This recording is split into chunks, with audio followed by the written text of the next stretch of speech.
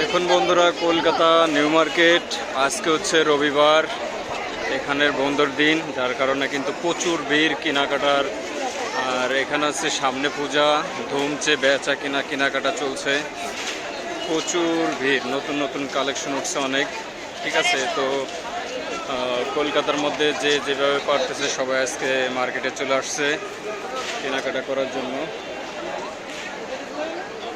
দেখতেই পারতেছেন।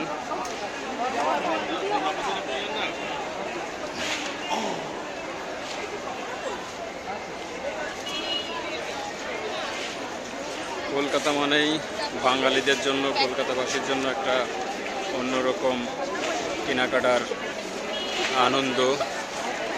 তো বুঝতেই পারছেন, সামনে পূজা আর দেশে হিন্দু বেশি, আজকে 15 দিন কী পরিমাণ কেনাকাটা হতে পারে আপনারা বুঝতেই পারছেন। আমাদের বাংলাদেশের যে নিউ মার্কেট আছে তার থেকেও কিন্তু আজকে এখানে প্রচুর ভিড়। একে তো পড়তেছে যেরকম গরম, তারপরে আসছি জার্নি করে আসার ফলে কিন্তু এই গরমের মধ্যে বেরোয় গেছি খাওয়া দাওয়া করেই।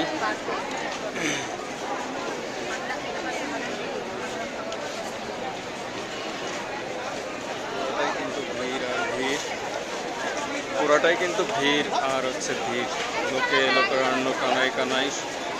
আর এখানের জিনিসপাতিও দেখে খুব সুন্দর সুন্দর জিনিসপাতি পাওয়া যায়, অসাধারণ জিনিস আছে কেনাকাটা, এবং কম টাকায়ও পাওয়া যায়। এখন একটু পূজার সামনে তো, যার কারণে একটু অনেক কিছু রেট বাড়তি। তো বিশেষ করে এই ইন্ডিয়ার এখন কিন্তু অনেকেরই ভিসা দিচ্ছে না বাংলাদেশিদেরকে, যার কারণে হিন্দু ভাইরা কিন্তু বাংলাদেশে, আমাদের যে হিন্দু ভাইরা আছে তারা কিন্তু অনেকেই এখানে আসতে পারতেছে না কেনাকাটার জন্য। সেই ক্ষেত্রে এনাদের একটু যে পরিমাণ বেচা কিনা হওয়ার কথা ছিল তার তুলনামূলক একটু কম, বুঝতেই পারতেছেন আপনারা সবাই। এই যে এখানে সব মা বোনদের কেনাকাটার সব গহনাগাটি।